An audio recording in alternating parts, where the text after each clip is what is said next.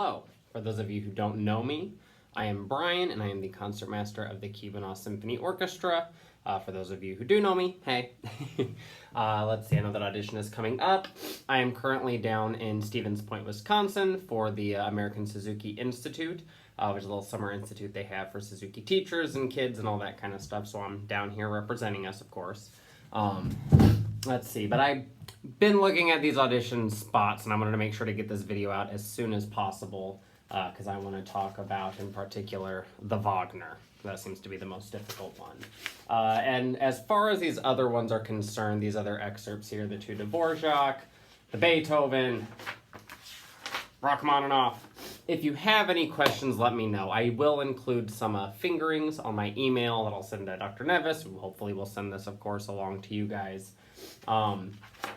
So you'll have fingerings, but if you do have questions, especially specific questions, feel free to reach out. Hopefully I can help you out.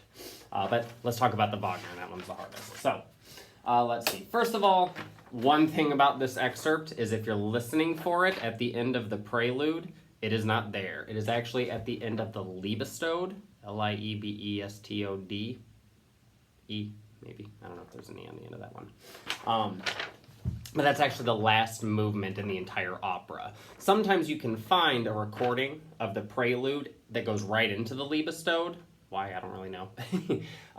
But at the very least, they'll be at the very end of the Liebestod. If you're listening for it, that's where it'll be. It will not be at the end of the prelude. Don't make the mistake I did listening to it like 15 times trying to figure it out. Okay, let's see. The main thing about it, of course, is number one, it's Wagner. So lots of shaking around. Lots of dynamic contrasts, all that kind of good stuff. So do pay attention to those dynamics. Dr. Nevis, of course, is always looking for good dynamic contrast, good phrasing, vibrato, all that good stuff. Let's mostly talk about the notes because they're kind of all over the place. So first of all, he's using a lot of chromaticism, of course, because it's Wagner and for very late into the Romantic period. Gets more and more chromatic. It does not get any less chromatic from there. He's using a lot of enharmonic spellings, so notes that look like other notes but sound like other notes. Lots of double sharps, lots of things like B sharps, of course, which if we look at a piano, B and a C, which means that B sharp just is a C, right? So keep an eye out for that. If you need to, make a copy and just mark it up, half steps, put the enharmonic spellings, whatever will basically help you out with that. So don't be afraid to, get out the pencil, the colored pencils or something, make a map, whatever you need to do to figure that out. Okay, let's start talking about it. The first violin and the second violin excerpts are pretty similar, especially after the beginning there. So let's talk mostly about the beginning here, and then we'll talk about from double H. I guess that's what we'll call that. Okay, for the first violins, main thing is, number one, it's in B major, which is just a fantastic key. It's got those D sharps. Let's see here.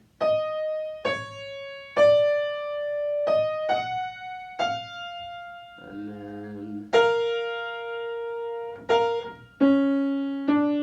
C double sharp, of course, is a D. E sharp is an F.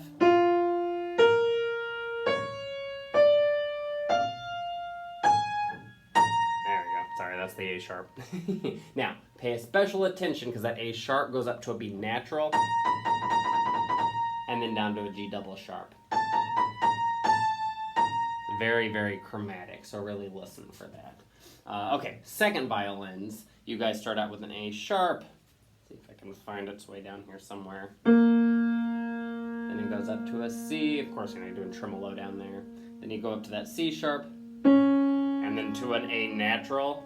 And up to an A sharp, back down, G sharp, so moving by half steps. Then that G double sharp, of course, is an A.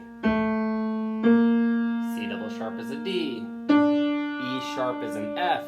And then A sharp, don't forget that in the key signature, C sharp is a D. E sharp is an F. And then we've got that A sharp on the top with a D. And the D turns into a C sharp. and then we get to double H. So if you need to, go back, listen to that a few times. It will help. If you can, if you can do a little piano reading, kind of picking out the notes, super helpful just to get it in your ear. Okay, at double H, we get a melody, which is kind of nice. That's pretty...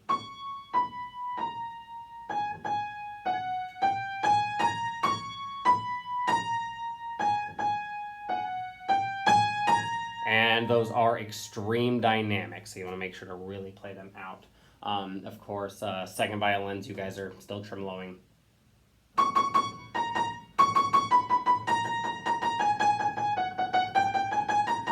Now, if you notice those triplets, and this will come back later, first violins also, those tremolo triplets, those have 2. Dugga, dugga, dugga. But when we get the triplet figure, the dotted 8th note there, it's 3 of them. So watch out for that. Listen to that again at a double H, second violins. First violins, I'll do this for you a little bit later. But listen again at double H there.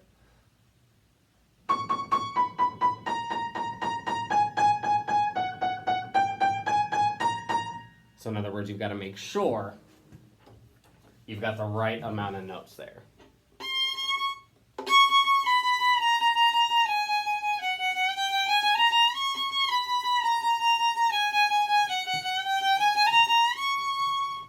And so on and so forth.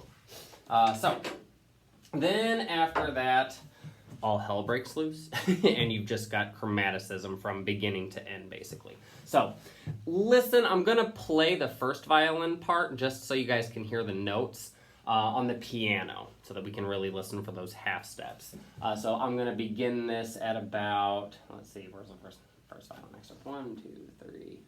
I'm going to begin it at double, 3 after double H, and carry it on through. I'll go all the way down to where we start getting those arpeggios, really far down, 1, 2, 3, 4, 5, 6, 7. Down 8 lines down, we finally get some arpeggios. Those are, of course, tonal. We don't have to think about those. Are not as chromatic as what comes before then. So I'll play starting at 3 after H, the first violin part. Second violins, listen up because you guys are just an octave down. Here I go. I gotta figure out which C. No.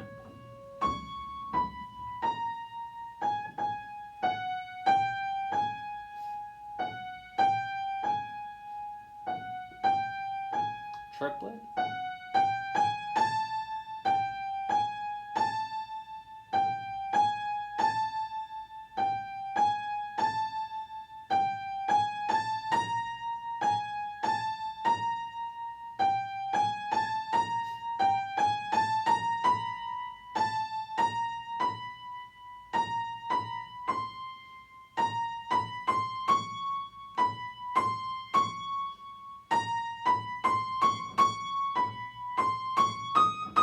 Now, I'm going to pause right there on that D sharp to talk about a couple of things. First of all, a little bit further back there, if you notice, we started getting that F double sharp, which is a G. This is the second line down, 1, 2, 3, 4, 4 after H.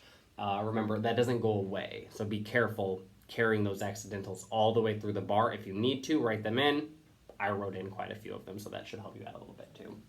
Okay, now we get up to there. We finally get a half step between the C sharp and the D sharp there at the very, very end of the 4th line, and then we get all this tremolo. So I'm just going to play the regular notes, and then I'll play it on my violin in just a little bit so that you get the idea of what's going on there.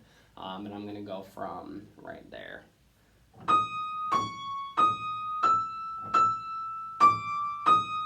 Another whole step. Another whole step.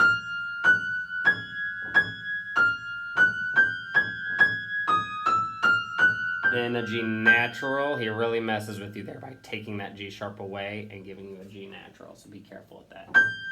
And then he gives it back.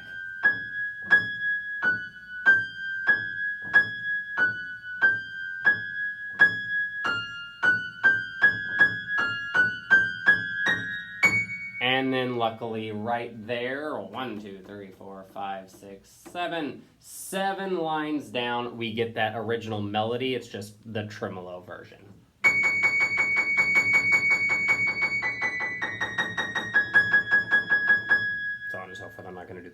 I will play it on the violin, though, here in just a little bit.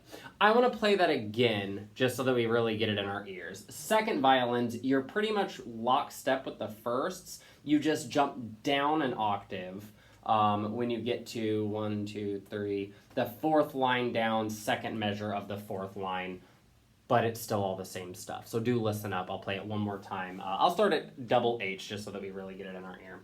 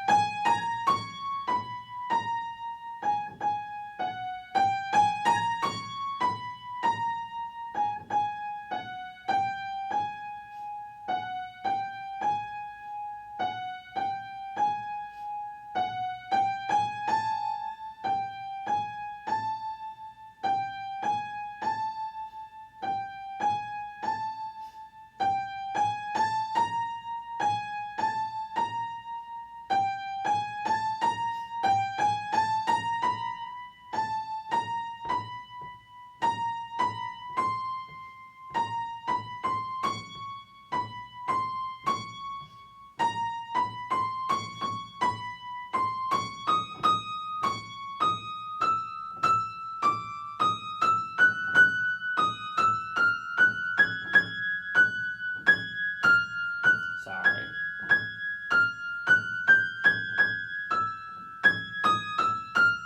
G natural.